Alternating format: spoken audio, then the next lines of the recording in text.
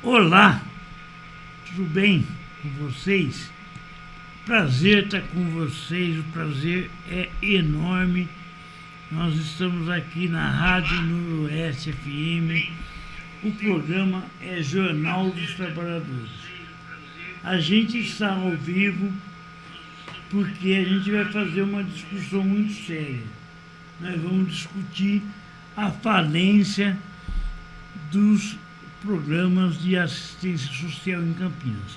Nós estamos fazendo uma série, nós já discutimos as 3 mentiras do sistema de transporte, discutimos direitos humanos, discutimos moradia, nós estamos fazendo um diagnóstico de Campinas. Esse diagnóstico é o que nós precisamos. Lembramos que o programa de hoje tem uma parceria com a CUT, com a Central Única dos Trabalhadores. Foi inspirado a partir das demandas que nós recebemos dos ouvintes. A demanda veio deles, eles é que mandam aqui. E é importante dizer uma coisa, que essas demandas é a partir da miserabilidade da nossa população, que está desempregado, sem aposentadoria, a cada dia pior de política social. E nós estamos reparando aqui em Campinas, mais particularmente, a política de assistência social, que infelizmente está uma lástima. Eu estou aqui com a Kátia Mendes, ela é assistente social, ex-conselheira tutelar de Campinas e também especialista em políticas públicas.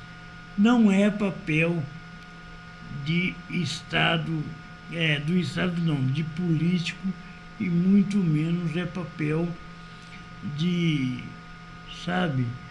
benfeitoria, assistencialismo, debater o problema de assistência social. Nós fizemos uma campanha aqui durante a pandemia que é muito importante. Fizemos aqui, criamos o Banco do Povo, o nosso banco de alimentos. E aí a gente percebeu que por detrás dos muros das casas tem muito problema social. É necessário ter uma política de assistência social. E nós não vimos isso aqui. E por isso nós convidamos a Kátia, que está aqui com a gente, justamente porque não há política. Tudo bem, Kátia? Bom dia. Bom dia, Gerry. Bom dia, Cristiane.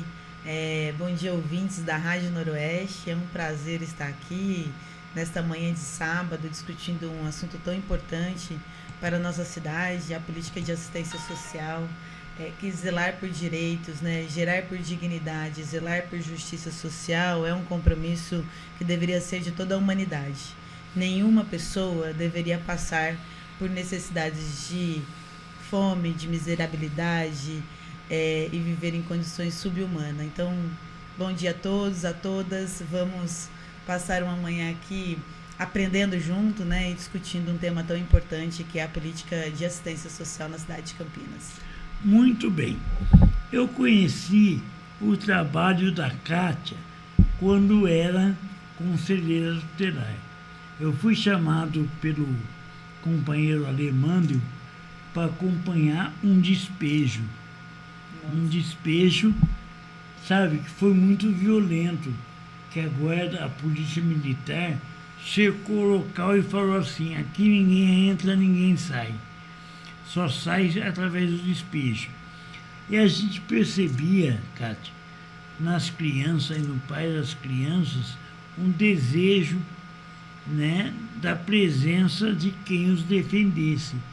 E a gente percebeu nas negociações a necessidade de ter aqui uma conselheira tutelar, alguém que defendesse criança e adolescente.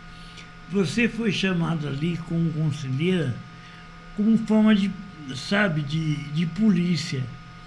E aí eu fiquei muito revoltado, porque não é o papel do Conselho Tutelar ser polícia. Era nada mais nada menos que amenizar o governo Jonas tinha assumido na época. E nós falamos, olha, essas crianças têm que ir para um lugar seguro junto dos seus pais. A prefeitura não viabilizou isso. E aí houve o despejo. Mas foi violento, né, Caixa? Jair, para mim, assim, essa é uma das cenas mais marcantes da minha memória enquanto conselheira tutelar da cidade de Campinas. Naquela época, nós tínhamos não muitas ocupações na cidade, né? Pessoas que precisam de uma política pública de moradia e que não eram atendidas pelo Estado, então estavam ali organizados a partir do movimento social, na luta pela conquista do direito a morar, né? E por conta da questão, né, de privilegiar, a justiça privilegiar sempre o direito do proprietário da terra, que deixa uma terra sem produzir bens para a sociedade, né, em detrimento do morar de pessoas que não têm para onde ir. E o processo na justiça aconteceu, né, o Conselho Tutelar, na época, havia sido chamado para acompanhar a ação de desapropriação daquele terreno, mas como o nosso princípio sempre foi zelar pelo direito da criança e do adolescente, nossa ida até o território para poder zelar por esse direito era garantir o compromisso do governo na época de garantir a moradia para aquelas famílias que ali estavam. Porém, é muito comum que a gente assista, né, no decorrer da existência do Conselho Tutelar, que conselheiros se submetem aos mandos e desmandos da justiça sem antes se submeter à questão da defesa intransigente dos direitos de crianças e adolescentes, que é o que preconiza o ECA. E, por vezes, acabam usando esse poder conselheiro para destituir o poder familiar e colocar crianças em situação de acolhimento familiar por não ter outra possibilidade de atendimento à moradia, a uma política pública que garanta que sua família esteja junto, né, acessando não só a moradia, mas a assistência social, a escola, a unidade básica de saúde. Então, é uma compreensão equivocada do Estatuto da Criança e do Adolescente, uma compreensão equivocada, muitas vezes, do papel que o conselheiro tutelar dos municípios acabam assumindo diante de uma brutal violência e desapropriação, que é usar as crianças para tirar as famílias de um lugar que privilegia, então, os interesses do proprietário da terra e não os interesses das pessoas que precisam ter políticas públicas de moradia. Cátia, nós temos direito à educação, nós temos direito à saúde, nós temos direito à comunicação. Nós falamos muito sobre direitos aqui. Entretanto, direito fundamental é uma garantia constitucional.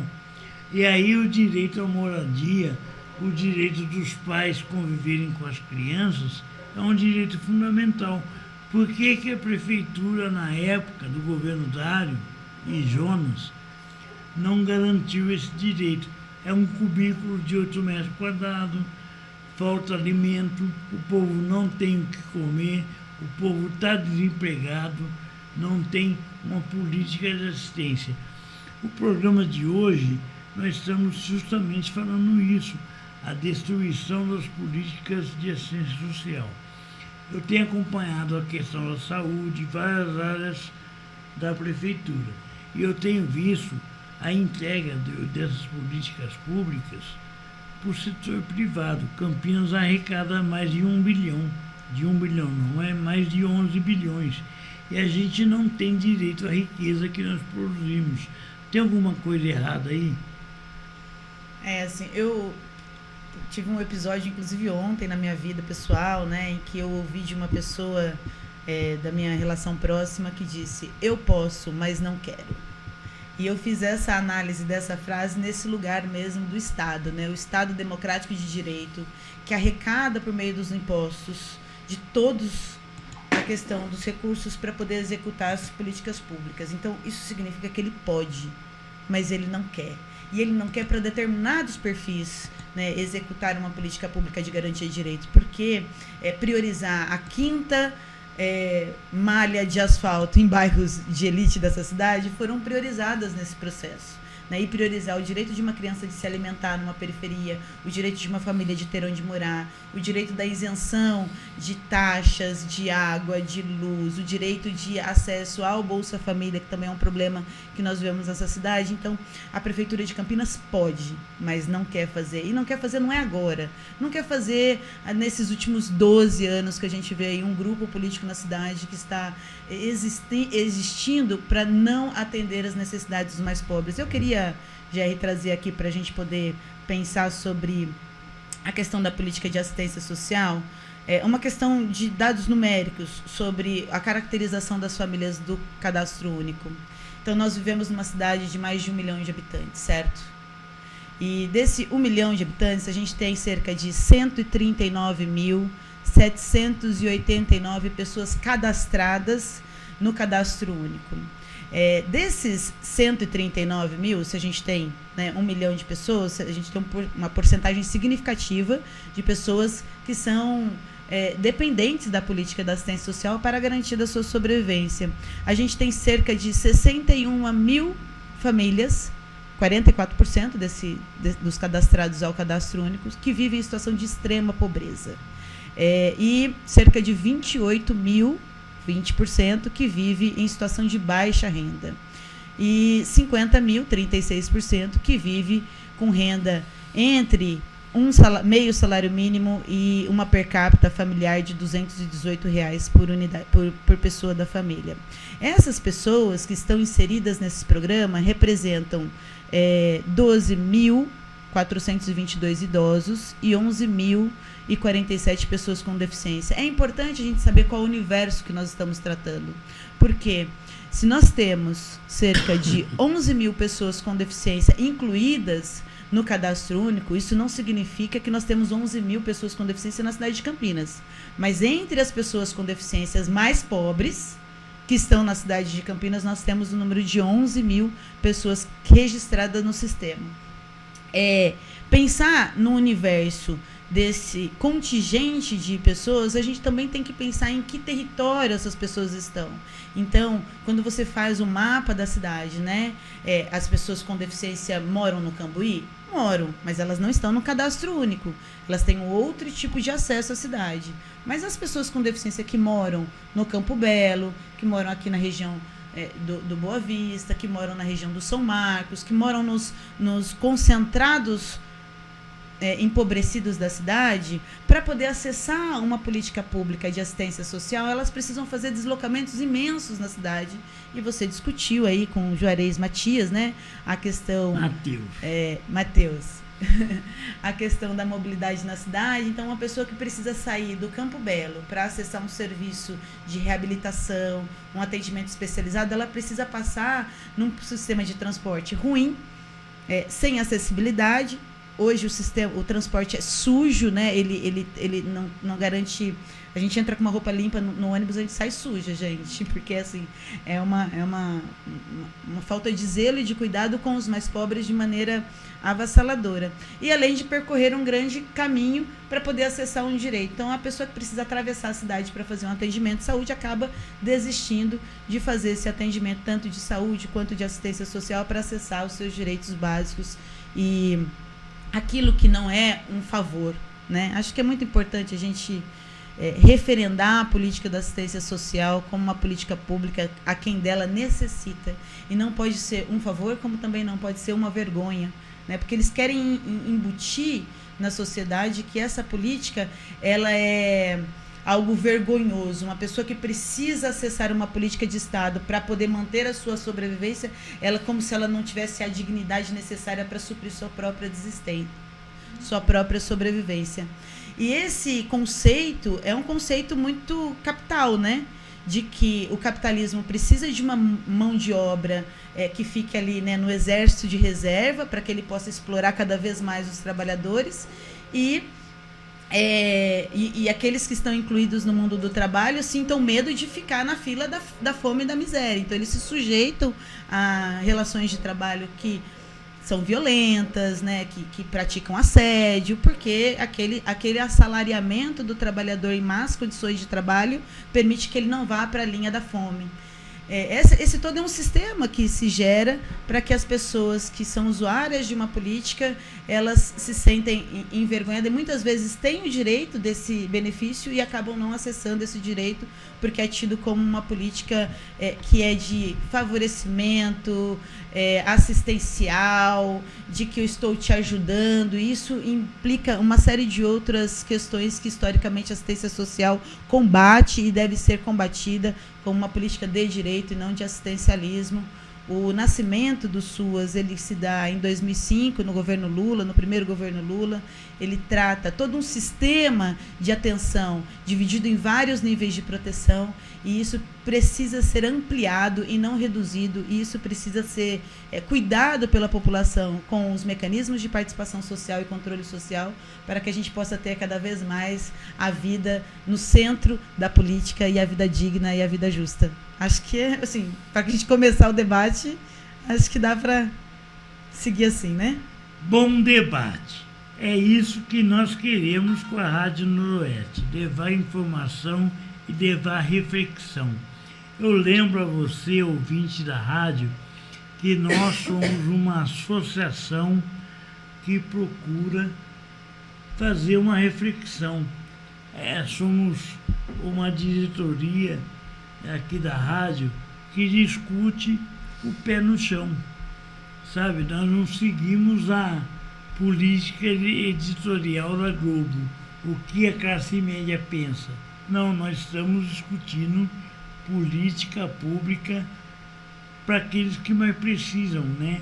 Eu tenho aqui um QR Code, eu peço a atenção de vocês que esse QR Code não é para deixar o dono da Rádio rico, até porque não tem dono, né? Isso aqui é um projeto cultural, chama-se Associação de Amigos e Amigas da Rádio Noroeste, que faz a gente pagar luz, manter a rádio no ar, sabe? Trabalhar incessantemente para democratizar a comunicação. Então, estou fazendo para você uma solicitação, se você quiser, pode ser de 1 centavo, eu já recebi de 1 centavo e agradeci, até R$1 milhão, porque é uma associação em que a rádio tem um interesse público fundamental como tema. E é por isso que nós somos sustentados pela estrutura das pessoas e, mais do que isso, nós não precisamos de dinheiro público. Por exemplo, uma pessoa me chamou para falar bem do governo. Eu falei, se tiver que falar bem, nós fala. Mas se tiver que falar mal, nós vamos falar também.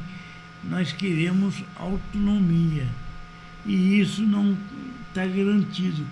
Se eu falasse sobre o governo, teria que falar só bem. Não é isso. Não estamos à venda. Nós somos uma rádio pública. Tem interesse na nossa pauta somente aquilo que interessa à sociedade. E nós estamos falando aqui, você não vai ouvir a política pública de assistência social na Globo, porque não tem política de assistência social. E a Globo é que mais ganha. A MRV das imobiliárias é a que mais ganha. A MRV fez uma greve de 100 dias, porque não pagava um salário decente, não cumpria os acordos coletivos. E eu quero chamar a atenção, nós temos uma categoria de assistente social que é muito respeitada, é uma diretoria que é competente, é uma profissão que é competente, que não está tendo atenção. Está privatizada a política de assistência de Campinas? Queria muito falar sobre esse assunto, Jair. Acho muito importante essa pergunta sobre a privatização da assistência social, né? Bom, de cara, assim, para dar uma noção do que significa a privatização da assistência social, são números sobre o número de trabalhadores vinculados ao município via concurso público, né, os estatutários, e os contratados, os trabalhadores contratados pelo terceiro setor, pelas ONGs em Campinas. Então, a conta mais ou menos fecha entre 400 trabalhadores da Secretaria de Assistência Social na cidade para 4.000 trabalhadores da política de assistência social no território. Então, é como se você tivesse a prefeitura deixando de se responsabilizar por essa política na sua execução e colocando o contato com as pessoas diretamente na mão do terceiro setor. Isso faz com que os nossos concursos públicos eles sejam insuficientes, né, para a contratação do número de profissionais que a prefeitura precisava ter para executar essa política. E existem serviços na assistência social que não podem ser executados pelo terceiro setor, eles são de gestão pública mesmo, né, como os CRAS, os distritos de assistência social, os CREAS. Esses são serviços que precisam ser executados pelo poder público. Em Campinas, nós temos 13 centros de referência em assistência social, o que se você fizer uma conta bruta, né, uma cidade de mais de 1.200.000 habitantes, cerca de 100.000 habitantes por centro de referência.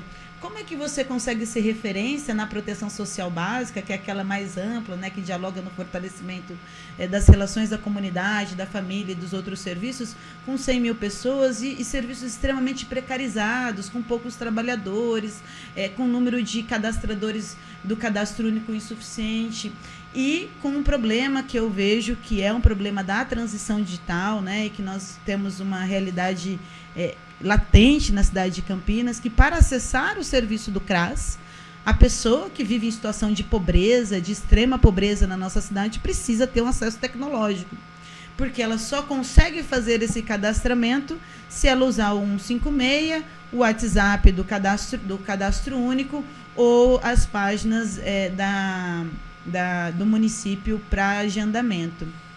Ah, mas você tem lá uma possibilidade de acolhimento no CRAS para atendimento caso a pessoa não consiga. Eu queria que a gente pudesse ampliar essa discussão, porque as pessoas que estão em situação de extrema pobreza não têm. Se tem celular, não tem crédito. Se tem crédito, mora numa região que não tem sinal. Se tem, sabe, assim, a gente tem inúmeras barreiras da tecnologia para determinados grupos populares e que a política da assistência social não pode se colocada neste lugar de que você só consegue me acessar se você tiver acesso à tecnologia, a não ser que nós tenhamos nos territórios mais periféricos centros tecnológicos de acesso comunitário. E aí a pessoa consegue ter no seu território acesso ao centro tecnológico, seja para procurar trabalho, seja para acessar direito, seja para acessar os mais de 4.000 serviços públicos que o governo federal, o governo estadual e o governo municipal oferecem acesso através de suas plataformas tecnológicas. Agora, enquanto nós não tivermos essa realidade de destruir a barreira da tecnologia para acesso ao direito fundamental, nós não podemos exigir que as pessoas mais pobres dessa cidade acessem uma política tão importante apenas pelas ferramentas tecnológicas e digitais impostas pelo atual governo. Você entende que não estou dizendo que nós não precisamos da tecnologia, mas nós somos de um outro modelo de tecnologia, que não é o modelo de que a tecnologia ela deve ser de acesso individual às pessoas. Então, eu tenho meu celular, eu consigo acessar os meus direitos. Se a Cris não tem, eu não consigo acessar os direitos da Cris pelo meu celular, porque senão o seu direito fica vinculado ao meu número de telefone. Uma outra característica em relação às pessoas mais pobres é que se muda muito de número de telefone. Peraí, Cátia. Eu acho que faz parte da minha profissão, né, que nós precisamos regulamentar as redes sociais e, mais do que isso, regulamentar essa política de rede social, porque está todo mundo sabendo o que eu faço, para quem quanto que eu tenho no banco. Precisa regulamentar as redes sociais. É necessário a gente pensar um processo de controle social da mídia e controle social sobre as redes sociais. Eu, particularmente, Cátia, estou aqui fazendo rádio no formato que a gente sempre fez e ninguém controla. É importante a gente falar.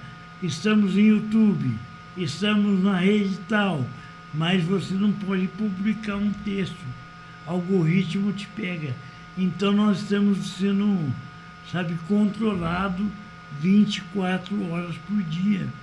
Nós precisamos ter um marco legal das redes sociais. O que eu estou avaliando é justamente isso. Procura, entra no aplicativo da rádio, beleza. Entra no aplicativo do posto de saúde, beleza. Ontem, por exemplo, eu estava muito bravo, de repente, em pouco tempo, bateu um pessoal aqui, ó, viemos aplicar o negócio da dengue, ou aquele jato de água, beleza, pode aplicar. Mas houve uma política de comunicação avisando a população? Não houve. Não houve uma política pública de comunicação avisando a população que ia acontecer. O que aconteceu? De cada 10 casas, 8 estavam com gente trabalhando. Fora da realidade da comunicação, fora da realidade social. Aqui nós tivemos na minha rua um caso de morte por dengue hemorrágica. E aí, vai fazer uma política pública? Antes de fazer a política pública, faça uma política de comunicação.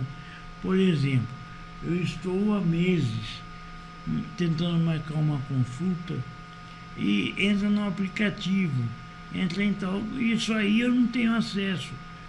Particularmente eu não tenho a informação de que é assim.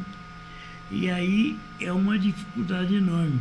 Mas, Kátia, eu quero entrar na conversa sobre a pandemia. Eu nunca vi, falo abertamente aqui, eu nunca vi uma política pública do governo Dário, do governo Jonas, na pandemia. Houve política pública, sim. Sim, houve uma política pública de assistência na pandemia. Houve, somente para dono de empresas de ônibus. Não vi para a população em geral, porque a gente fez aqui uma campanha de doação de alimentos e a gente não viu a prefeitura nessa questão. Como é que você avalia? Bom, a pandemia foi uma escola para todos nós, né? Ela pôde nos dizer sobre as questões de saúde, e aí eu não sou a pessoa mais correta para falar sobre os impactos da saúde no corpo das pessoas em relação à contaminação pelo vírus, mas sei que como pessoa que fui acometida pelo Covid por 4 vezes, porque estava na linha de frente da pandemia na área da assistência social, sei que isso traz sérias sequelas para o meu corpo e para o corpo de muita gente. Deve estar falando aí, né? Eu tenho problema de memória, eu não consigo acessar algumas coisas, como se meu cérebro roubasse de mim algumas coisas que eles que a minha memória sabia. Ou depois da pandemia eu tive maior dor de estômago, eu tive outras infecções no meu corpo, eu tive maior sofrimento psíquico. O que eu percebo é que dentro da saúde tem uma série de fatores que a gente se nega hoje a discutir e que as sequelas da pandemia estão aí e estão sendo violadas nas portas de entrada das unidades básicas, porque as unidades básicas não estão atendendo às necessidades das pessoas em relação aos seus cuidados de saúde. Mas em relação à assistência social, o que ficou muito latente é que nós conseguimos olhar a miséria do nosso povo de maneira muito viva, né? Muito clara, muito desmascarada. E que nós, trabalhadores e trabalhadoras desse país, sabemos que uma condição de desemprego ou de não assalariamento por mais de 4 meses, todo mundo entra em desespero e a gente não consegue se alimentar nas cidades e nos grandes centros. Por isso que é tão importante uma política de assistência social, uma política que zele pela preservação da vida, na garantia de direitos.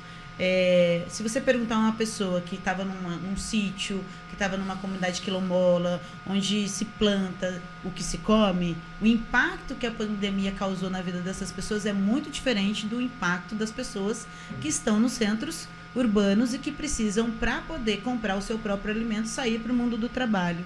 muita gente ficou desempregada aqui em São Paulo, né, em outros estados brasileiros. E aí foi necessário a gente criar essa ajuda mútua para que a gente pudesse se alimentar de forma coletiva. Então foi o papel que a rádio cumpriu, né, foi o papel que muitas organizações e movimentos sociais cumpriram e puderam trazer a uma parcela das populações que estão na cidade a questão da alimentação. Mas no caso da política da assistência social, que é um direito, eu, na época do início da pandemia, eu coordenava um serviço que atendia 1.000 famílias do Bolsa Família.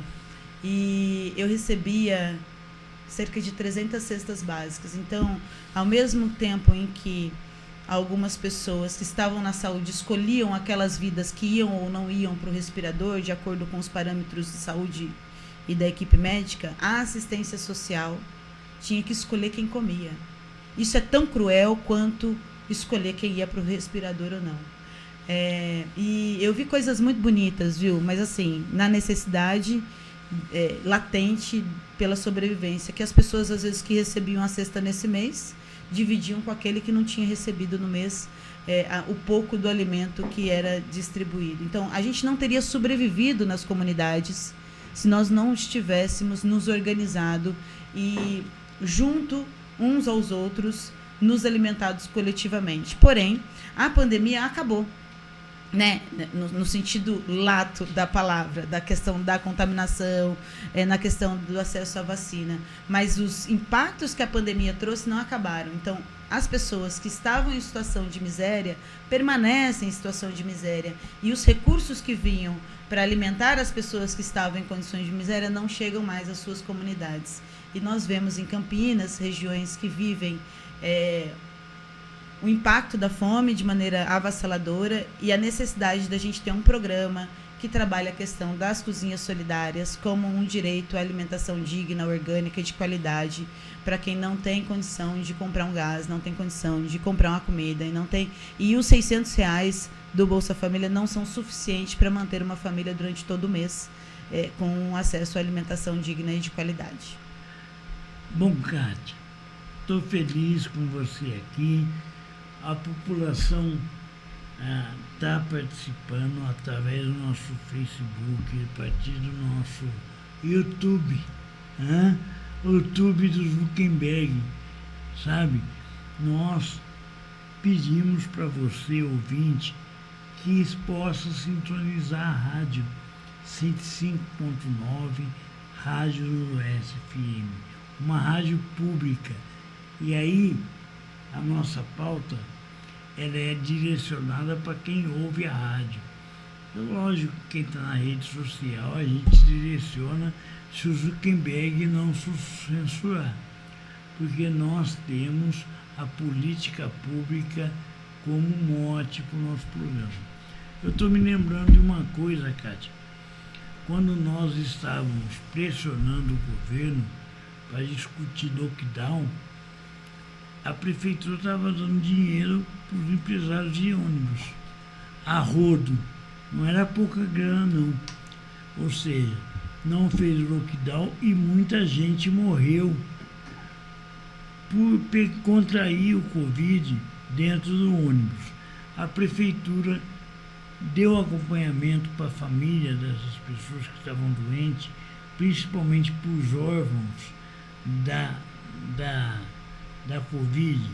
Teve muita criança órfã, morreu gente aqui no bairro, morreu gente onde você mora, morreu gente em todo quanto é lugar. O Renato está falando da gente construir uma organização política para as vítimas da Covid, porque a Covid não foi uma fatalidade, a Covid foi uma política do governo. Quer queira, quer não ter comprado a vacina, quer queira, quer não, a situação que a gente estava vivendo, ela é grave. Então, assim, o que o governo municipal de Campinas fez de política pública para as vítimas de acidente, da Covid?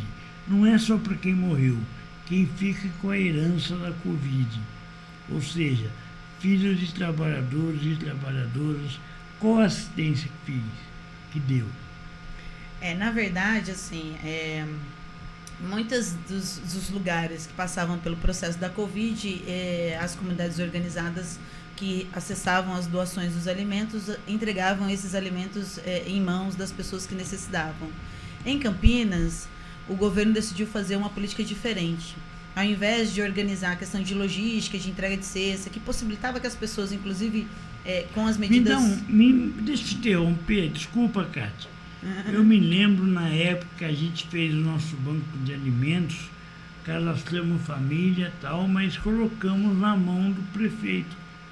Colocamos também na mão do Ministério Público, porque havia pessoas passando dificuldades porque ficou desempregada, subiu o preço. Vamos falar aqui, o arroz era R$10 o pacote. O que aconteceu? O Paulo Guedes acabou com o estoque regulador de alimentos, fez com que arroz fosse R$20. Para quem é um salário mínimo, em plena pandemia, que além disso tudo, o capitalismo aproveitou a pandemia para demitir, uma miserabilidade enorme. O que a prefeitura fez com essas questões? Abandonou? Na ocasião, foi feita a entrega de um cartão, tipo ticket alimentação, que foi uma relação que eu acho que o município fez com as empresas de vale-refeição. Não sei como é que isso se deu na burocracia, mas no acesso, né? As famílias do Bolsa eu Família... posso falar abertamente aqui. Não, mas deixa eu te dizer. Para aproximadamente 30 mil famílias foi entregue esse cartão, que eram as pessoas que estavam cadastradas no cadastro único. Então, elas recebiam, de alguma forma, esse crédito a mais para poder comprar alimento. Porém, o que ninguém está dizendo é que no início do ano de 2023, a prefeitura cortou esse benefício das famílias que mais precisavam. E a situação da miséria não acabou. Então, você tinha lá, né? Os preços aumentaram e não baixaram de volta, né? E você tinha uma possibilidade de receber o Bolsa Família mais o cartão alimentação, e você retirou das famílias a possibilidade desse cartão, e ninguém fala sobre isso. Essa é uma violência que o Estado, que o município de Campinas fez com as famílias mais pobres, que foi tirar o direito dessas pessoas se alimentarem. Campinas é uma das cidades mais caras do Brasil. Então, portanto, ela tem que ter um sistema de renda para a cidadania que seja maior do que os demais municípios, que ela ganha mais, inclusive, impostos sobre esse custo de vida que nós temos na cidade. E aí, Gerry, tem as famílias mais pobres que estão nos territórios mais vulneráveis, mas eu queria aqui cumprimentar, né, o movimento nacional da população de rua, em especial quem está nos assistindo, né, lá do estado da Bahia, que a população em situação de rua no Brasil, em especial em Campinas, que tem mais de 3 mil pessoas hoje em situação de rua nessa cidade, e no Brasil nós temos, segundo os dados do IBGE, mais de 300 mil pessoas vivendo em situação de rua. Essas sim tiveram todo e qualquer abandono do Estado brasileiro durante a pandemia, porque as pessoas vêm para o centro da cidade, porque se elas permanecem em situação de rua nas periferias, elas são assassinadas e ninguém fica sabendo quem elas são. Então, esse processo migratório das pessoas que estão em extrema vulnerabilidade, extrema pobreza, com vínculos familiares muitas vezes rompidos, por conta de inúmeros fatores, e que estão em situação de rua, quando elas são agredidas pela polícia, quando elas são violentadas, e que isso é muito comum, principalmente nas mulheres, que elas são as mais violentadas dentro da rua, elas Campinas desaparecem se elas estiverem no território, mas se elas estiverem nos centros urbanos, ela vira notícia. Então, vir para o centro urbano e para a metrópole, ficar em situação de rua, é uma forma da pessoa que está em extrema vulnerabilidade, inclusive, se proteger. E acessar a doação, né, a empatia do outro diante da situação que ela está vivendo. Durante a pandemia, as pessoas ficaram em lockdown. As pessoas não vinham mais para o centro da cidade. Então, aquela doação que as pessoas sobreviviam era a gota de esperança que se restava para se manter a vida. E durante a pandemia, essa gota de esperança foi deixada de auxiliar as pessoas que vivem em situação de rua. E muitos dos serviços, inclusive, queriam fechar as suas portas, porque também queriam deixar de atender. Muitos serviços passaram a atender assistência social de maneira remota e poucos quiseram voltar. Então, assim, a gente tem uma série de coisas que a gente precisa debruçar os nossos estudos e a nossa organização sobre os impactos da pandemia, tanto no desenvolvimento de acessos à tecnologia, mas de coisas que não são possíveis fazer pela tecnologia, que precisam ser feitas pessoalmente, e que as pessoas precisam das pessoas para acessar direitos. E a política pública de assistência social não é um mero mediador, ela é um garantidor de direitos.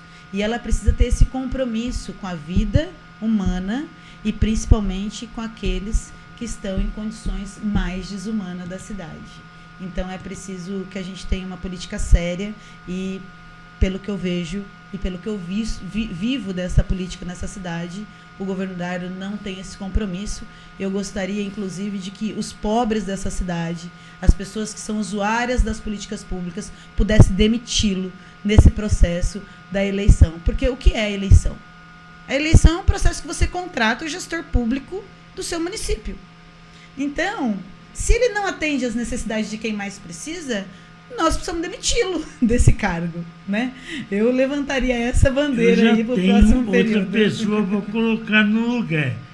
Você, bem objetivo, estou pautando a cidade de Campinas porque tenho visto uma falência no transporte das 3 mentiras, que não é rápido, não é público e não é barato. 3 mentiras do transporte. A política da assistência. Eu estou vendo uma privatização muito séria e eu vou tratar desse debate aqui. Porque está privatizado. Quem está ganhando com isso? Eu queria saber quais são as ONGs que estão prestando um serviço para a sociedade ou está se lucrando com o dinheiro da prefeitura para fazer política que não está fazendo. Não tem política. Kátia, eu falo sobre a questão da privatização. Eu já citei aqui a questão do salário. Quanto ganha um assistente social das ONGs privadas que prestam serviço para a prefeitura? Primeira pergunta é essa. E quanto ganha um trabalhador, trabalhadora da área da assistência social, se ela for concursada?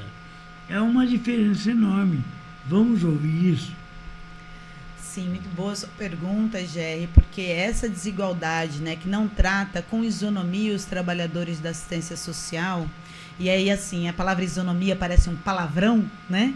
A isonomia, mas a isonomia nada mais é do que tratar com salários iguais por iguais funções. Então, quando os governos, né, optam por contratar cofinanciamentos da política da assistência social sob a justificativa que esta contratação lhe sai mais barato, na verdade isso é mais caro para o trabalhador, porque o que ele está deixando de pagar, esse mais barato, é o salariamento digno dos trabalhadores, são as condições dos trabalhadores do exercício da sua função. Então, assim, eu já vi, tá, nesta cidade de Campinas, uma pessoa de nível superior, como o meu, né, de pós-graduada em gestão pública de assistência social. Hoje eu sou estudante do Instituto Federal, estou fazendo a minha segunda pós-graduação em educação para inserção social, ganhar 2 salários mínimos. 2 salários mínimos para esse currículo, né? Enquanto você tem um servidor público concursado ganhando 4 vezes mais do que isso. E tem o plano de cargos e carreiras, mas isso não é só o problema que nós precisamos evidenciar. Porque se fosse só salário, a gente poderia dizer o seguinte: isonomia salarial igual função igual salário, o problema está fácil de resolver. Mas não é só salário, é a questão da precarização do trabalho e do trabalhador, né? A depender Eu sempre fiz o processo contrário dessa cidade. Eu sempre saí do centro ou da onde eu moro e fui para os cantos da cidade onde a miséria é mais latente. Então eu fiz o processo contrário da maioria dos trabalhadores que saem das periferias e vão para os centros ou vão para a elite para trabalhar. Enquanto eles trabalham, eu ia cuidar dos seus filhos. Então, assim, eu conheço a realidade quando o trabalhador está trabalhando e as suas crianças estão nos seus territórios, as suas crianças, os seus idosos, os seus desempregados. E você tem esse trabalhador que ganha 4 vezes menos do que um servidor público que não tem estabilidade ao trabalho. Então, como você contrata essas organizações? Você contrata através de projeto. Esse projeto dura 1 ano, 2 anos, né? E ele depois é renovado. Como essa organização não tem nenhum compromisso de executar plano de cargos e carreiras, de a valorização salarial com os seus trabalhadores, ele faz um rodízio. Então, chega ao final do ano, ele demite todo mundo e fica ali 2 meses, 3 meses esperando esse dinheirinho na sua conta, depois ele contrata outro, porque você tem muitos trabalhadores que estão com muita formação, com uma qualificação profissional boa, mas estão desempregados. Então ele fica trocando de trabalhador. Qual é o impacto dessa troca para os moradores dos territórios? Eu mesmo moro na minha casa há 19 anos. Então eu mudo pouco, certo? Mas se toda vez que eu preciso de um atendimento tem uma pessoa diferente lá no CRAS para me atender, se toda vez que eu preciso de um atendimento tem uma pessoa diferente lá no centro de saúde para me atender, porque essa pessoa não se mantém no trabalho por conta da precarização, né? Acontece esse rodízio dos trabalhadores, toda vez que eu chego para o atendimento eu tenho que expor novamente os meus problemas, as minhas dores, os meus sofrimentos, e isso é muito dolorido para quem está sofrendo. Você imagina toda vez você dizer que você está em sofrimento porque você teve um filho assassinado na periferia? Toda vez que você remete isso. Então, se você tem um trabalhador que está ali, que tem vínculo com a comunidade, que tem vínculo com a sua história de vida, ele já sabe que você vive naquele processo de luto porque você perdeu um filho assassinado na periferia e que ele precisa articular uma rede de garantia de direitos e de suporte para que você possa ter uma superação desse trauma, para que você possa ter um acolhimento sobre a sua dor, para que você possa ter o atendimento digno da sua vida e da sua existência. Então, o impacto da precarização ele não está relacionado apenas ao assalariamento dos trabalhadores, mas ao vínculo desses trabalhadores com os reais problemas das suas comunidades. E aí você não consegue ter diagnóstico socioterritorial, porque os trabalhadores, os técnicos estão sempre mudando. Como é que você fala que os problemas desse território estão vinculados à questão da violência policial? Como é que você fala que os problemas desse território estão vinculados à questão do uso de substâncias psicoativas? Como é que você diz que esse território está vinculado a problemas de falta de trabalho e renda? Né? Então você não consegue fazer o desenvolvimento territorial, que eu acho que é essa lógica que nós precisamos trazer dentro de uma perspectiva de esperança do futuro, que é a transformação dos territórios a partir da inclusão e da tecnociência solidária, do desenvolvimento socioterritorial, na troca de serviços, na valorização e na colocação de mecanismos de trabalho e renda dentro dos territórios mais vulneráveis. Maravilha! Jornal dos Trabalhadores, a destruição das políticas de assistência social. Vou fazer um relato aqui, cara. Não é um relato seu. Eu assumo a responsabilidade desse relato, porque uma criança, não vou citar nome, não vou dizer onde foi escravizada, vamos dizer assim, colocada dentro de um barril. Expuseram o rosto da criança. Primeira falha grave. Segunda falha grave, que a gente precisa discutir aqui. Havia uma ONG que estava acompanhando essa criança. E nós descobrimos que essa ONG não acompanhou nada. Por quê? É uma ONG que teve o trabalho de acompanhamento, mas não visitava. Por quê? Porque a condição era precária. A prefeitura e a ONG não davam condições. E aí, o prefeito Dário, eu vou abrir uma comissão para ver isso daí, apurar. Abrir o prazo de 90 dias para apurar. Cadê o resultado comissão. Primeira coisa é essa. E aí eu convidei uma assistente social para falar sobre isso, não veio, porque sofre uma pressão do próprio Conselho Tutelar e da Prefeitura para que não fosse divulgado. Não estou divulgando o nome da criança, não estou divulgando o nome da instituição, mas estou questionando o prefeito por que essa questão não foi apurada e divulgada como deveria. Porque a responsabilidade, obviamente, é da política de assistência social. Porque, infelizmente, é justamente isso. Se mama, se privatiza, mas resultado que é bom nada. Particularmente, eu tenho uma família aqui em situações de vulnerabilidade. É notório aqui na vida. Está sendo acompanhada por uma ONG. Só que essa ONG é de um empresário estrangeiro. Pode isso? Cadê os objetivos da ONG? De promover o bem-estar de todos. Só promove alguma coisa se for de interesse econômico da empresa e se for por interesse ideológico. Mas a política mesmo que é bom nada. Desculpa, Cátia, estou desabafando aqui, mas eu quero falar sobre isso. Há interferência religiosa nas políticas de assistência. Esse é um assunto bastante delicado, né? Para mim, Por ser delicado, por isso que eu faço questão de eu assumir o que eu digo, porque eu estou numa medida de proteção. Não tenho medo deles. Eu estou denunciando aqui o governo Dário, nada fez para denunciar o abandono dessa criança, porque há uma falha na própria política que ele é obrigado a administrar. A questão da criança no baú tem um culpado, não é quem colocou a criança no baú. Geralmente o culpado é a polícia militar que expôs a imagem da criança e da falta de política pública que foi entregue para o sistema privado. Eu diria que eu passei 6 anos e meio da minha vida, GR, no Conselho Tutelar.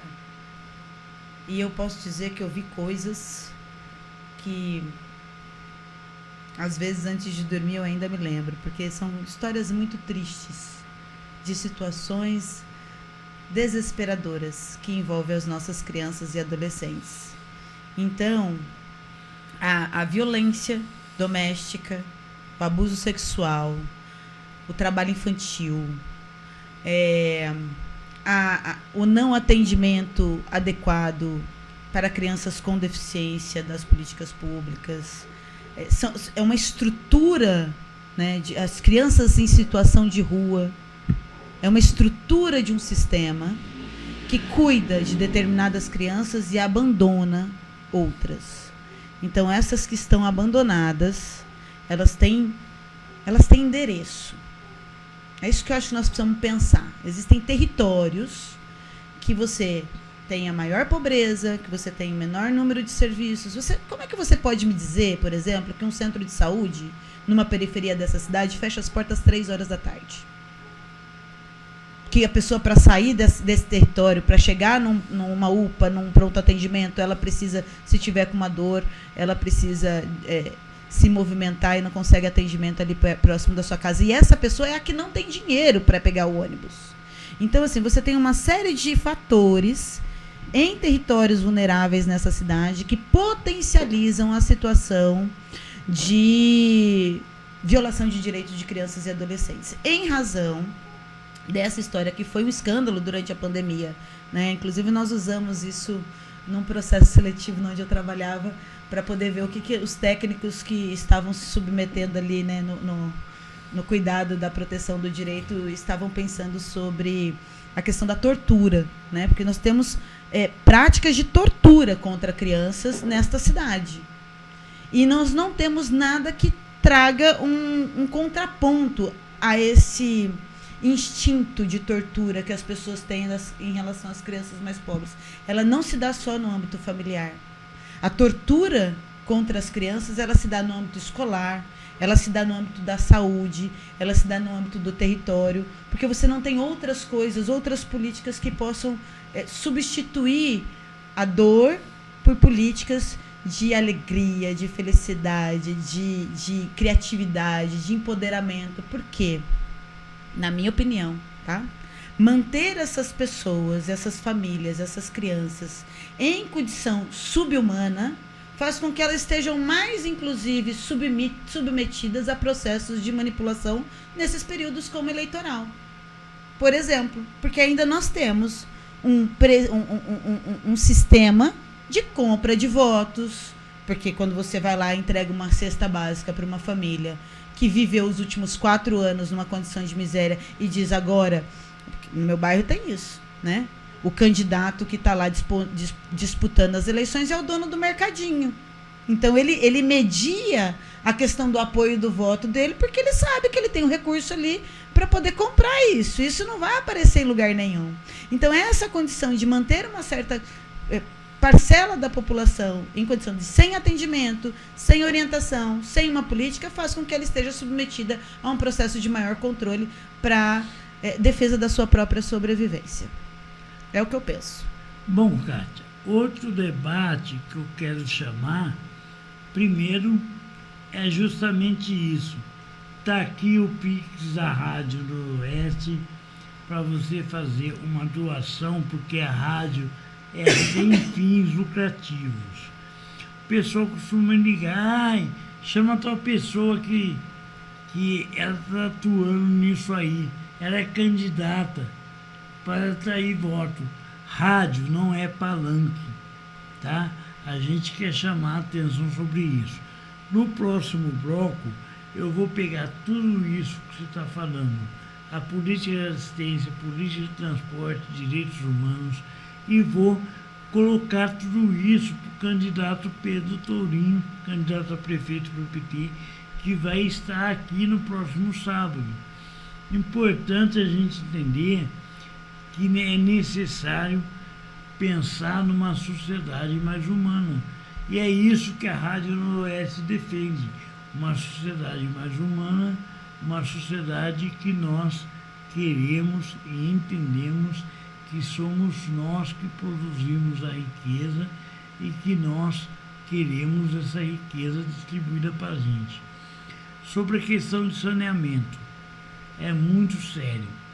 Eu entrevistei aqui, durante a pandemia, o ex-presidente da ANA, o Vicente Andreu, que estava defendendo a tese de diminuição, né, dos valores da tarifa de água na pandemia, principalmente na periferia.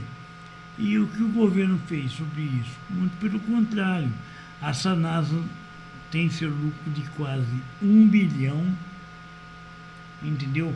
E o governo pega para ela e não passa na votação orçamentária para ficar plantando florzinha no Cambuí. Está errado. Precisamos entender que o dinheiro da água tem que ser aplicado em política pública. O governo pega 1 bilhão da Sanasa e não aplica em política pública. Por isso esse caos. Melhor plantar uma florzinha. Ai, que cidade bonitinha.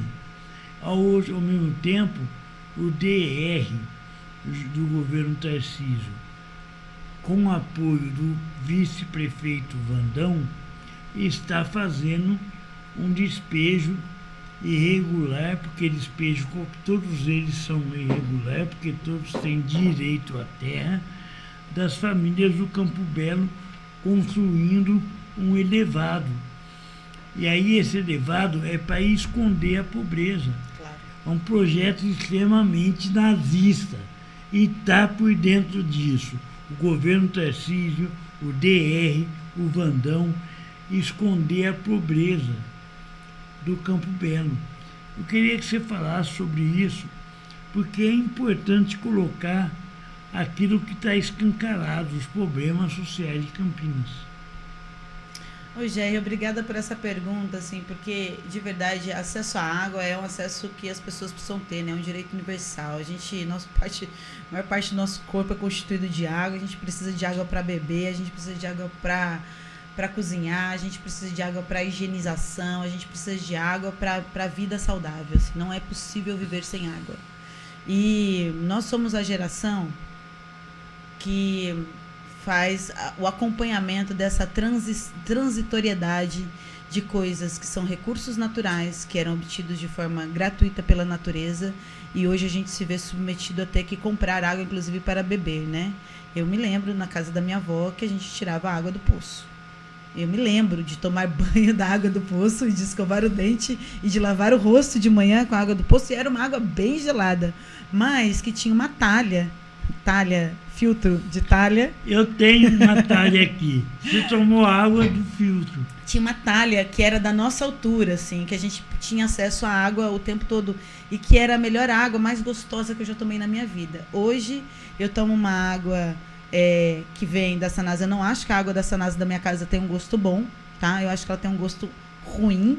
E aí, por conta dela ter esse gosto ruim, eu não sei o que significa isso na questão do tratamento, porque eu não sou especialista dessa área, eu me sinto na obrigação de ter que comprar água para poder ter acesso a uma água que eu consiga beber de maneira satisfatória. Então, a água é um direito fundamental. E aí, quanto custa, né, um galão de água?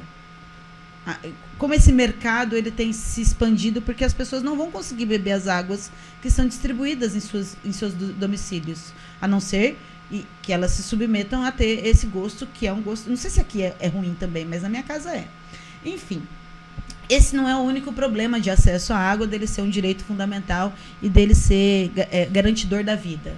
Mas para as famílias mais pobres, a taxa de consumo por número de metros cúbicos consumidos por pessoa, se você consumir até um determinado nível de água, você vai pagar uma taxa de aproximadamente R$100. Que é muito caro. Para uma família que está num programa social ou que ganha um salário mínimo e não consegue acessar o programa social, R$100 é cerca de 10% do seu salário mínimo para pagar água. Você não está dizendo que é só água, tem a água e tem a energia elétrica. E se todos os direitos e acessos e recursos são tecnológicos, privatiza que piora. Você tem... Estão querendo vender a internet, a tecnologia. Então você tem ali um consumo só de serviços básicos, que é água, luz e conectividade, de aproximadamente R$300 mês, se você ganha um salário mínimo ou se você ganha 30 salários mínimos. Me diga aqui, vou falar abertamente. Você tem água, você tem internet, luz, mas não está regulamentada a internet. A gente está sujeito a golpes.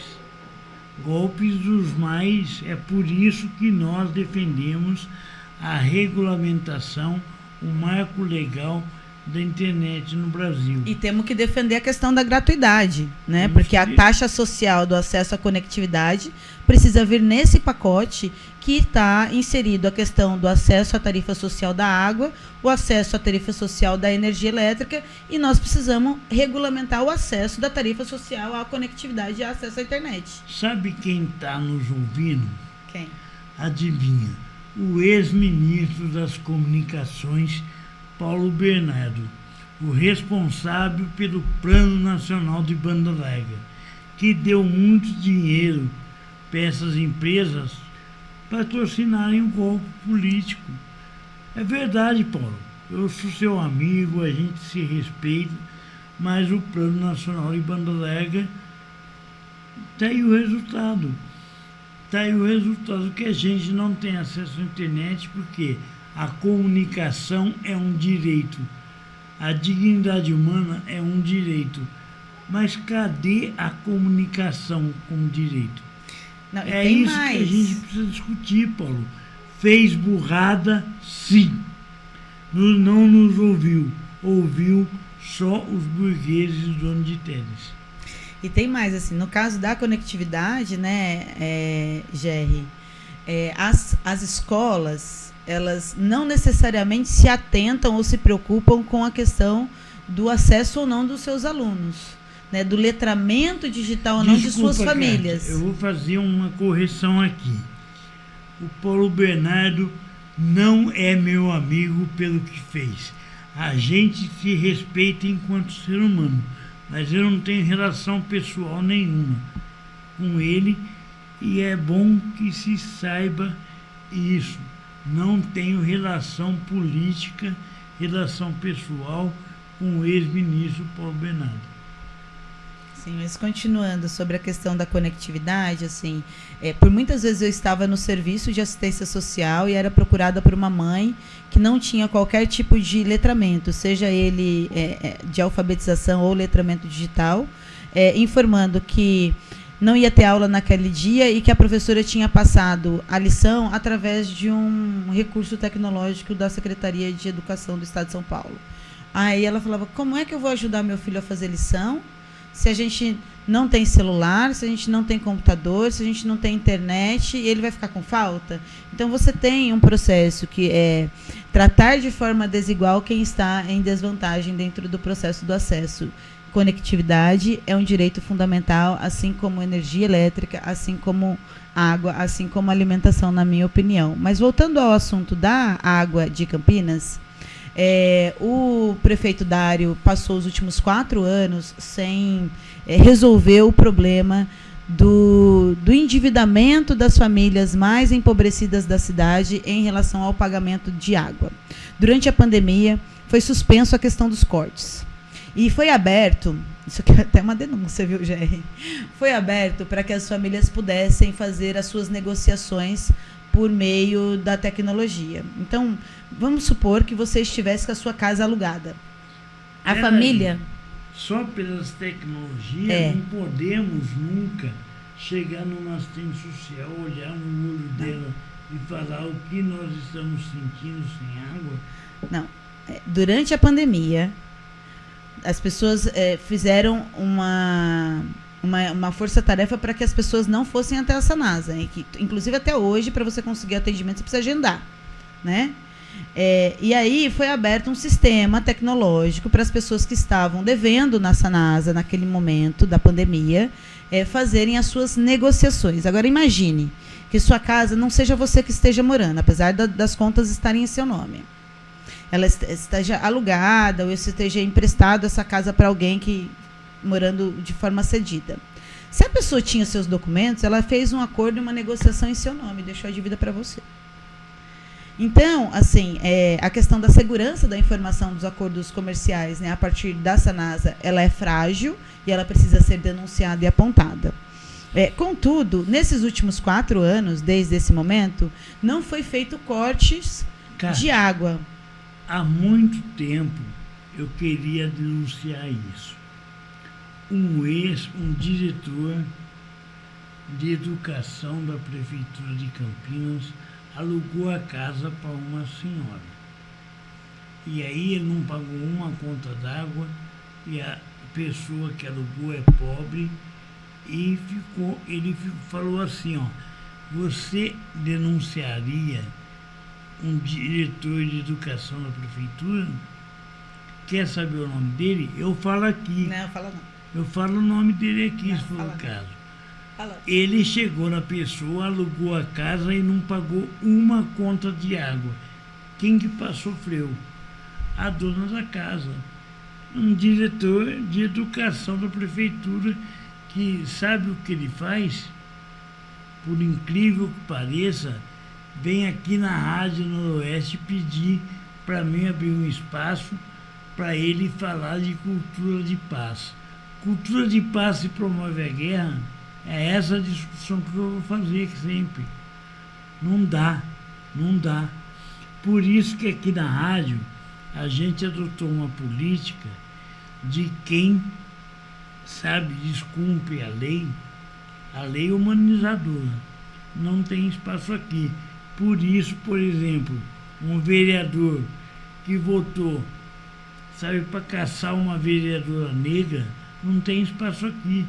Se você é racista, preconceituoso, Você não merece ser vereador.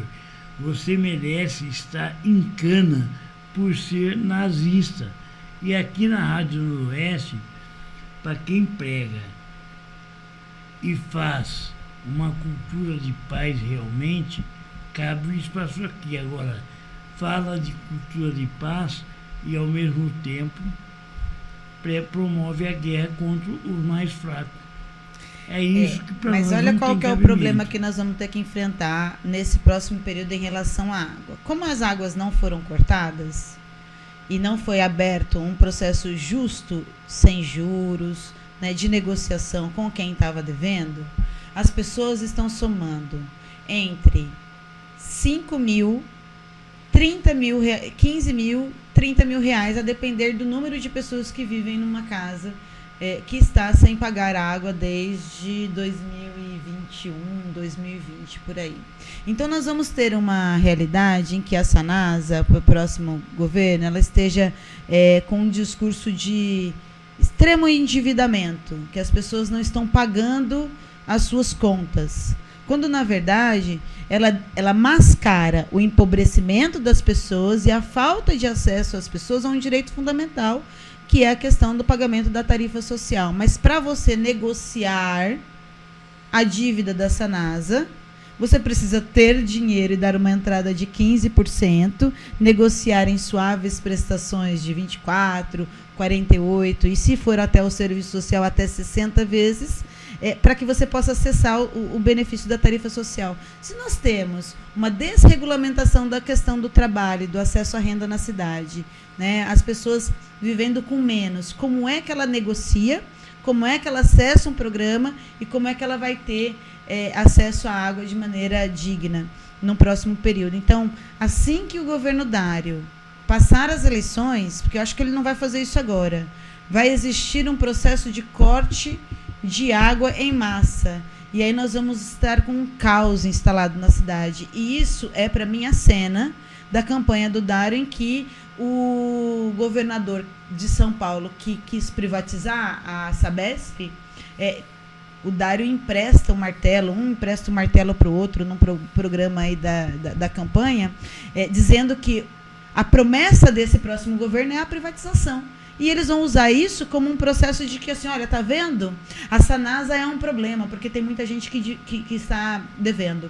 Quando, na verdade, o problema é que as pessoas que teriam acesso a uma tarifa social, por conta do endividamento e das péssimas condições de negociação que a Sanasa abre para os seus usuários, elas não possibilitam que as pessoas acessem direitos que são garantidos em lei e pelo Estado Democrático de Direito. Entendeu o processo que nós vamos passar em relação à questão do acesso à água, que vai ser bem preocupante, na minha opinião, principalmente para os mais pobres.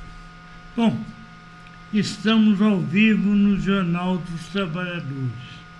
Nós estamos discutindo com a Kátia Mendes, que é assistente social, educadora social, militante social, a destruição das políticas de assistência social. Eu tenho um carinho enorme por essa profissão, porque eu tenho uma companheira que eu amo muito, que estava com problema de saúde. Você conheceu ela aqui na rádio, né? A deputada Luísa Erundina. Claro, querida Luísa. Maravilhosa. É verdade. Porque ela é uma assistente social, mesmo sendo deputada. E aí, eu estou entrevistando a Kátia Mendes, porque eu estou vendo que existe uma destruição de políticas de assistência social. Agora sim, essa destruição, ela é premeditada ou está sendo enganada? Eu falo essa discussão porque eu estou vendo a discussão escola sem partido, uma coisa pensada. Você vê uma outra discussão, PEI, Programa de Escola Integral, também uma coisa pensada. E eu queria que você falasse como educadora, deixando o lado de assistente social de lado, educadora especialista em criança e adolescente. Eu estou lembrando da época, Kátia, muito gostosa, da minha infância. Eu ia pescar na lagoa, eu ia empinar pipa, rodar peão. O projeto de educação integral colocado pelo governo Tarcísio, que é colocar as crianças numa prisão para se qualificarem, para gerar lucro para as empresas. Você acha, por exemplo, o projeto de educação integral, ela é benéfica para a molecada ou não? A criança tem o direito de ser livre ou não? Eu não tenho como responder isso com sim ou não, né? Você faz uma pergunta complexa desse nível e eu não vou responder com sim ou com não, mesmo porque não existem respostas simples para questões tão complexas. O processo de precarização do sistema educacional, ele é um projeto de poder, né, de controle, na minha opinião.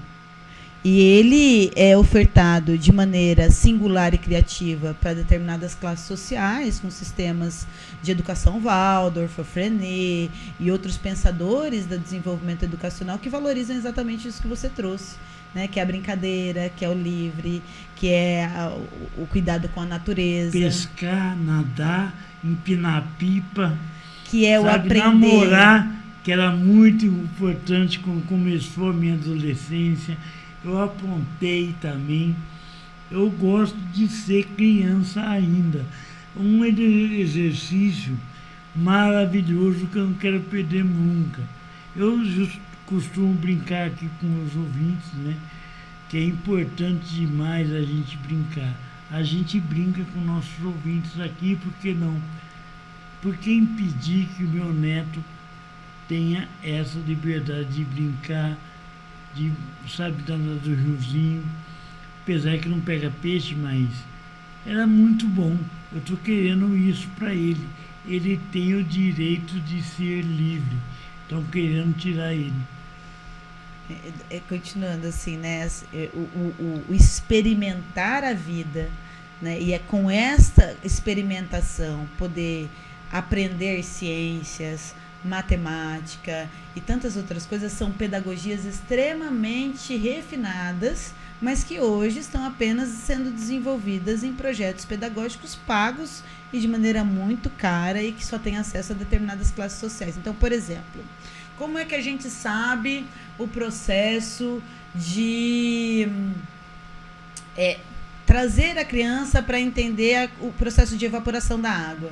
Uma escola que tem uma pedagogia mais libertadora, ela vai ajudar as crianças a lavar uma roupa, molhar a roupa, colocar no varal para secar e fazer um processo de observação. O que aconteceu com essa roupa? Ela estava molhada e com o calor do sol ela evaporou, né? Então, um processo simples que a gente via a mãe da gente fazendo quando a gente era criança e tal. E aí, para as crianças que estão no sistema educacional público, gratuito, que deveria ter uma série de instrumentos pedagógicos que pudessem possibilitar o aprendizado, com a questão da escola integral e desse novo projeto da reforma do currículo do ensino médio, do ensino fundamental, ele vem trazendo modelos centrados em apresentação de slides e provas sistematizadas de um processo mecanicista.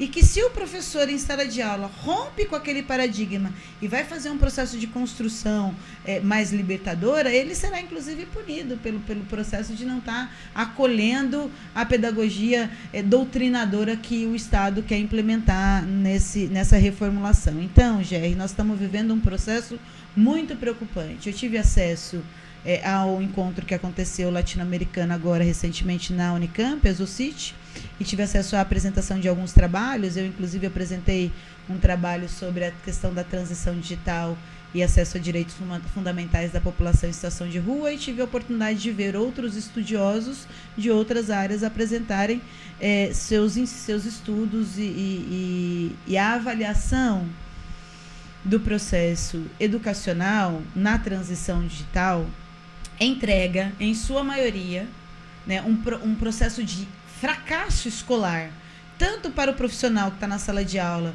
não só pela desvalorização do salário do professor, que nós sabemos aqui que é avassalador, mas do fracasso escolar, para que esse sistema seja implementado através das novas tecnologias educacionais. E aí, quem controla esse saber, inclusive de aspectos psíquicos de aprendizado dentro do computador, está nas mãos das entidades privadas e das organizações privadas, como, por exemplo, o Instituto Ayrton Senna, que é quem presta assessoria ao governo federal na área do MEC. Então, assim, nós temos todo um sistema que ele está macunado, macunado está errada a palavra, mas ele está formatado para ser um fracasso, para que você logo na sequência venha oferecer uma solução que você controla melhor determinados parâmetros de estudantes de classes sociais mais vulneráveis, enquanto a elite sempre será formada para coordenar essa massa de trabalhadores subservientes. Muito bem. Eu queria aproveitar em cima desse debate que você está chamar e falar abertamente aqui que nós temos uma equipe de profissionais aqui na Escola Zinc Nogueira que convenceram a comunidade politicamente sobre o debate que você falou, da necessidade de não ao PEI, projeto de escola integral. A população foi radicalmente contra, porque eles, fizeram o debate por inteiro. Eu tenho muita preocupação, porque rede social não faz o debate. O nosso programa já está com 1h23, porque o importante não é o tempo do programa, é o conteúdo. Se você tem algo a dizer, fique à vontade aqui na rádio. Até você esgotar o assunto, nós abrimos para você falar. E o debate... Pois não. Eu queria só dizer o seguinte, sobre a palavra, né? Escola integral. Escola integral, para mim, como educadora, e aí vou falar como educadora, não está vinculado ao horário que a criança entra ou sai da escola. Precisamos nos posicionar sobre o projeto Marido Integral.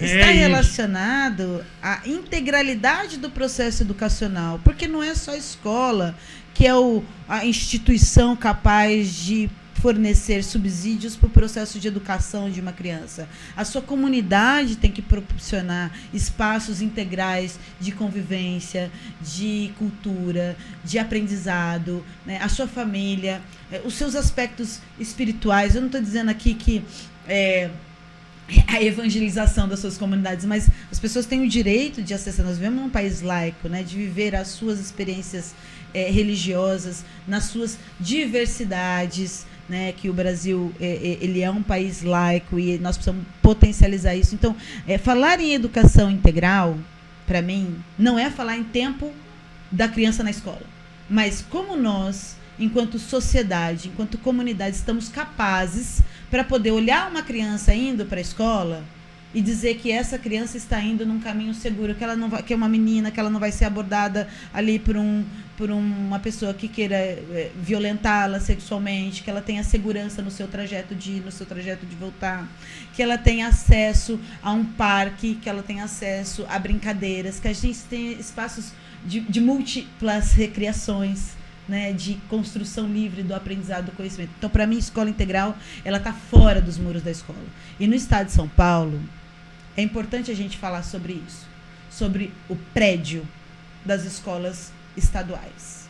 Jerry, você sabe que eu fui conselheira tutelar e uma das atribuições do Conselho Tutelar é fiscalizar o funcionamento da Fundação Casa. E, para mim, assim, quem não é conselheiro tutelar e que não tem nenhum filho em situação de privação de liberdade, não acessa esses espaços, né? Só acessa esses espaços ou se você é usuário da política, porque o seu filho está lá, ou você é a criança, é o adolescente que está em privação de liberdade, os trabalhadores ou os defensores de direito. E a estrutura física do prédio que a Fundação Casa tem é a mesma estrutura física que o prédio foi construído da escola do meu bairro, que não tem 20 anos. Kátia, vou contar aqui um segredo.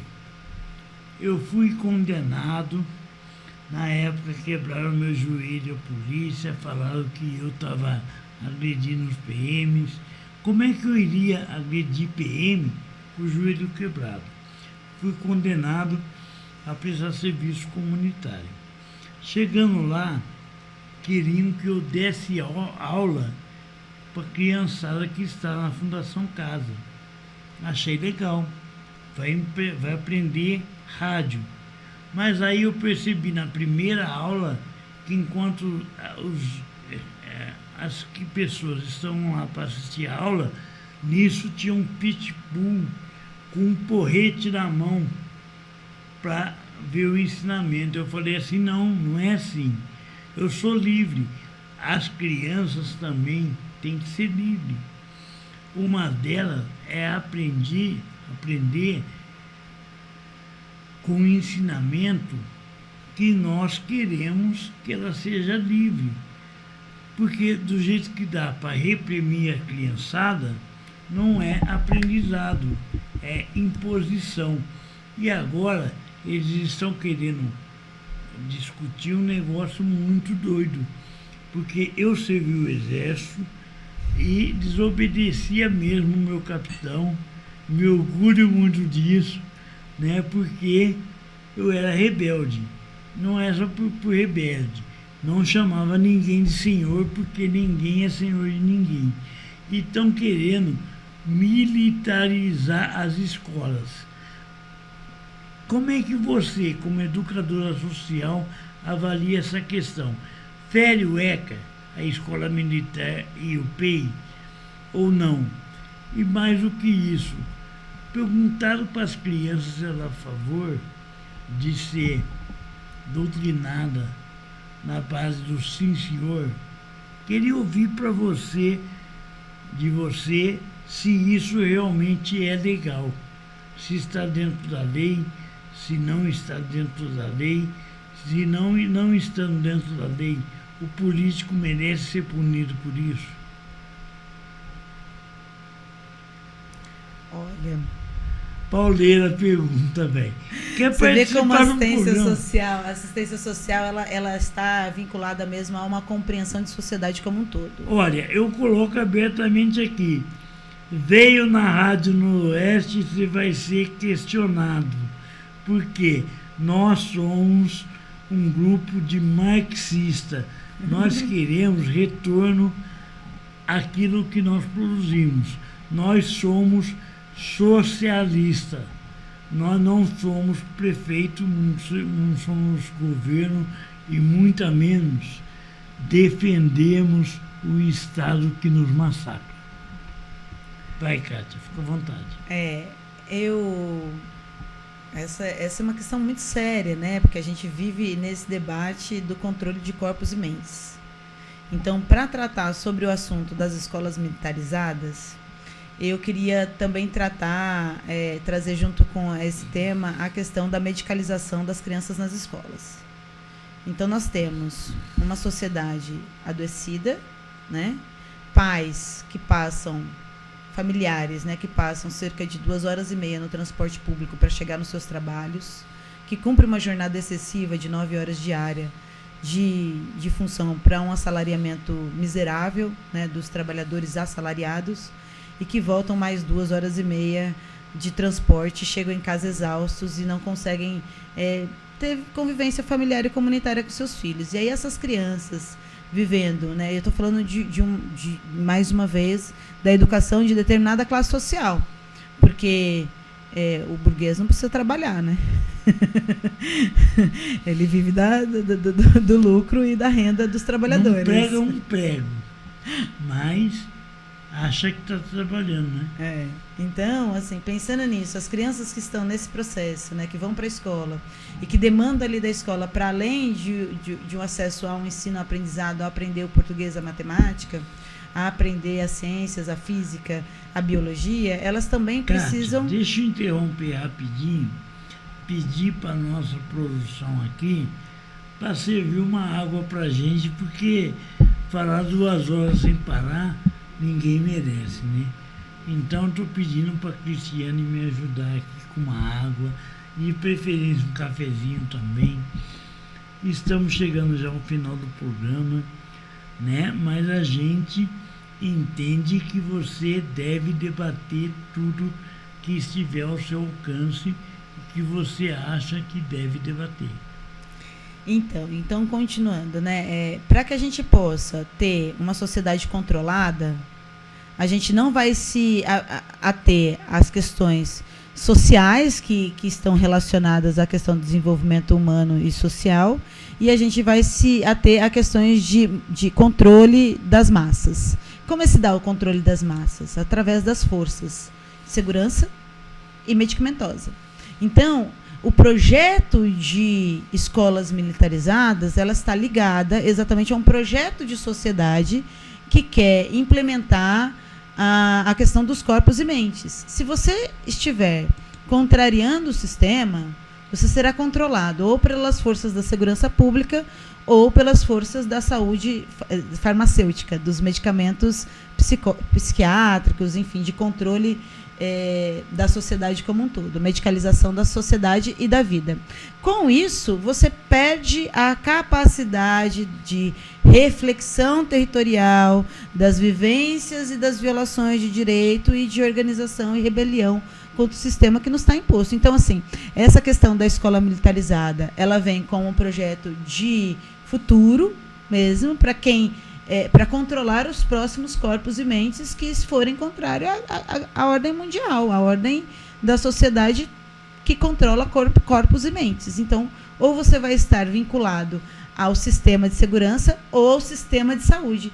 Dessas duas formas, você tem a vinculação dos controles da sociedade e você não consegue rebelar-se contra o sistema, das desigualdades, da luta por uma sociedade mais justa, mais igualitária, mais digna, e que o planeta rico pode nos dar todas as condições necessárias que a gente tem para viver feliz, mas que o sistema é podre e ele tem todas as condições necessárias para nos controlar e estabelecer mecanismos de controle, e um deles, para mim, é a escola militarizada. Bom, são 11 horas e 34 minutos, o programa tem 2 horas. Você acha que é pouco? Você acha que é muito? Comenta aí. Importante é que o recado está dado. Tem uma distribuição das políticas de assistência social em Campinas, implementada pelo governo da Saad, e a gente está combatendo isso. Combatendo isso se combate com movimento social, controle organização social, dos usuários do SUAS. E o mais importante, o voto. Por que não dizer abertamente que eu sou uma pessoa solidária à candidatura do Pedro Tourinho a prefeito? Não estou aqui fazendo campanha. Conheço o Pedro quando ele era vereador e sempre foi à disposição da Rádio Comunitária. Ele vai estar aqui no próximo sábado, debater com profundidade o que nós estamos aprofundando aqui. E é muito importante a gente entender que o Pedro Tourinho faz parte de um projeto, o projeto de socialização do Estado para benefício da população, maioria da população, que é que mais precisa. Não é, sabe, essa parte que omite e privilegia. Nós estamos fazendo aqui, um debate que eu estou fazendo, que eu fiz com o bispo, a herança da escravidão.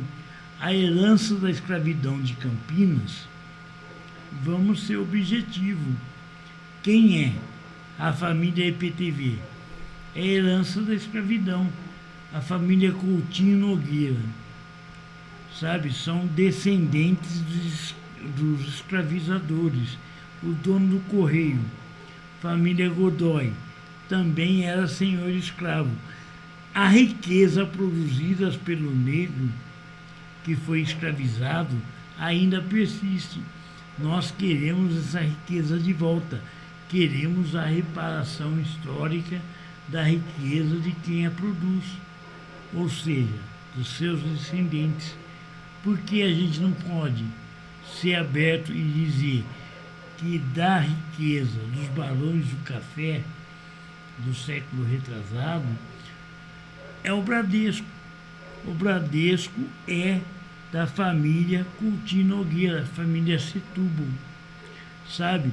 Então o dinheiro da escravidão nós queremos de volta e está fácil de achar. Nós vamos reproduzir a entrevista com o bispo justamente por causa disso. Queremos reparação histórica. Não é simplesmente, nós escravizamos você, não.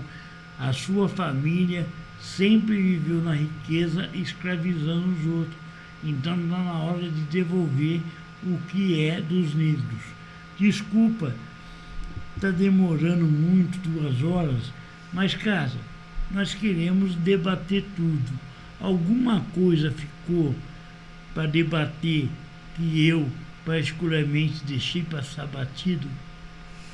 Sim, eu acredito que caminhando assim para o finalmente, né, daquilo que nós esperamos de uma política de assistência social na cidade de Campinas, assim, acho importante que as pessoas tenham acesso às propostas, aos programas de governo de todos os candidatos. Mas, de antemão, eu acho que quem não fez até agora não se sujeitará a fazê-lo, senão pela organização e a força das pessoas que são usuárias da política de assistência social e aqueles que não necessariamente são usuários da política de assistência social, mas são defensores da justiça social. Então, não existe política de assistência social sem orçamento. Nós temos que falar sobre o orçamento da assistência social como uma política séria na cidade de Campinas. Ampliação dos serviços públicos da cidade de Campinas. E para ampliar serviço público com essas coisas todas que nós apontamos aqui na manhã de hoje, que é com vínculo com o território, com desenvolvimento territorial, com ampliação de acesso das populações mais vulneráveis e com a construção da justiça social, equidade e dignidade humana, nós precisamos de candidaturas que sejam comprometidas com essa pauta, né? E não sejam aqueles que vendem a política pública em prol de apoio político. Então, eu gostaria que, se você vai conversar com Pedro Tourinho na próxima semana, que você pergunte para ele o compromisso que ele trará para Campinas em relação a efetivar as políticas públicas para as pessoas que mais dela necessitam. Porque os ricos não precisam das políticas públicas. Eles pagam as suas escolas, eles pagam os seus convênios médicos, eles pagam o seu helicóptero ou os seus carros particulares, blindados, enfim, a sua mobilidade. Quem precisa do Estado são as pessoas mais pobres, é a classe trabalhadora. Ela necessita de um transporte público de qualidade, ela necessita dos serviços públicos nos territórios mais vulneráveis, ela necessita de uma política de assistência social que efetive o desenvolvimento territorial e efetive a questão da distribuição da renda para a cidadania, né, do processo de equidade social mesmo. Então, eu gostaria muito que o Pedro se comprometesse com esse escopo da política de assistência social. Uma política que seja digna para quem dela necessita e que seja articulada com demais políticas públicas, que a gente viu aqui. Quando a gente fala de assistência, a gente também fala de educação, a gente também fala de saúde, a gente também fala de saneamento básico, a gente fala de coisas preponderantes para a cidade, e Campinas é uma cidade rica, porém, as pessoas que a governam são pobres em sua mentalidade, na possibilidade de garantir a efetividade dos direitos sociais. GR, é um prazer poder estar aqui, deixar esse legado, né, histórico desta fala, desta manhã, para a construção de um processo de uma cidade que a gente possa ser mais feliz. Então, esse é o poder da comunicação. Se daqui a 20 anos, 30 anos, alguém acessar esse conteúdo, vai saber que nós estamos num momento de sofrimento pós-pandemia, que as desigualdades são imensas e que nós precisamos, de fato, de uma sociedade que se comprometa com a vida de todos. E eu espero que o Pedro Tourinho traga aí a possibilidade de se comprometer com a vida de todas as pessoas dessa cidade. Obrigada pelo convite, estou à disposição quando precisar. Beleza. Eu queria lembrar que nós estamos bem acompanhados pelo Pedro. Aqui nós estamos bem acompanhados. Como é que é o sobrenome? Pedro? Tourinho. Não, Pedro Tourinho é o candidato a prefeito. O outro, o seu filho. O Pedro Henrique. Pedro Mendes. Henrique, filho da Cátia. Criado e forjado na luta dos trabalhadores e das trabalhadoras. Na luta, veio aqui fazer uma visita. eu estou feliz da vida de ver o Barbudo. Porque a última vez que eu vi o Pedro, eu estava, sabe, iniciando, né? Deixando de ser a famosa criança, passando a ser um adolescente que tem política. E é muito bom essa convivência na luta e com a Kátia, que é a mãe do Pedro. Eu queria chamar o Pedro aqui para dar oi para os ouvintes, para ver como que ele está bonito. Dormindo. Entendeu? Como um bom jovem, o Pedro ontem, uma sexta-feira, saiu com seus amigos e chegou tarde. Mas ele tem um compromisso tão grande com a luta que ele acordou hoje às 7 da manhã para me trazer aqui, né? E eu tenho um orgulho muito grande do Pedro. O Pedro é a melhor coisa da minha vida, assim, porque ele me fez ser quem eu sou. Se eu sou uma pessoa de luta é porque eu tive que lutar por creche, porque eu tinha um filho, porque eu fui mãe solo, porque a minha trajetória me leva aos lugares até onde eu cheguei. E a principal pessoa responsável por tudo isso é o meu filho, porque ele me fez sentir a necessidade de que muitas outras pessoas também sentem, e isso nos leva a combater as injustiças sociais. Então, o Pedro, de fato, meu filho, é a pessoa mais importante no mundo para mim.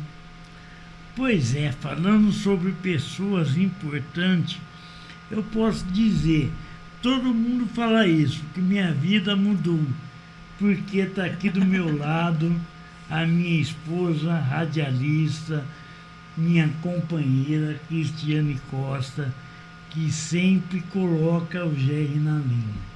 Ela que manda nas coisas aqui. A minha companheira está aqui. De rosto inchado. De rosto inchado, passou por uma cirurgia.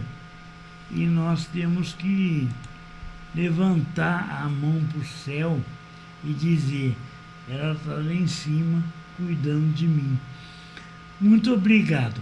Estamos terminando aí o nosso Jornal dos Trabalhadores. E aproveitando para dar os parabéns para o GR, que daqui a pouco já é 27, né? Hoje é 24, 27 aniversário do GR, a gente já vai parabenizando ele. Que Deus dê muita saúde, né? Para ele continuar firme aí na luta, né? Sem fazer muita bobagem. Isso. Deixar claro, para aqueles que tentaram me matar, perderam. Para aqueles que quebraram a minha coluna, perderam. Eu estou só esperando agora alguém tocar a gaita. Aí sim eu vou. Não é por provocação de ninguém. É pra lá que eu quero dizer que a Cristiane é minha vida, que eu amo muito, e com o amor da Cristiane e da Kátia, nós vamos terminando o Jornal dos Trabalhadores de hoje. Muito obrigado. Muito obrigado, Kátia. É um prazer estar recebendo você. Mais do que isso, é importante falar aqui, você é uma das fundadoras da rádio e é até a nossa diretora. Importante falar isso, porque importante é que a Kátia entendeu o recado do que é rádio pública. Não estamos fazendo política partidária, estamos fazendo política humanizadora da sociedade. Peço a atenção de vocês, continuem sempre sintonizados. Nós não sorteamos sorvete, nós sorteamos o que é de melhor, nós oferecemos conteúdo de qualidade. E nós fizemos com a Kátia aqui. Obrigado, Kátia. Eu que agradeço, Jerry, conte comigo e muito sucesso, vida longa a você e a Rádio Noroeste FM da cidade de Campinas. Tá aí, vamos interromper a nossa transmissão porque acabou o programa. 11 horas e 46 minutos, terminamos no horário, 2 horas é muito, 1 hora é pouco, o que dirá 15 minutos? Nós somos contra esse modelo de radiodifusão. Reportagem é tanto tempo. Não, o importante é o conteúdo e a política que você tem que passar. Eu estou de volta no próximo sábado, sempre às 10 da manhã. Nosso convidado é o candidato a prefeito pelo PT e também médico sanitarista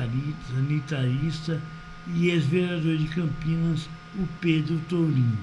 Lembrando mais uma vez, nazista aqui não fala.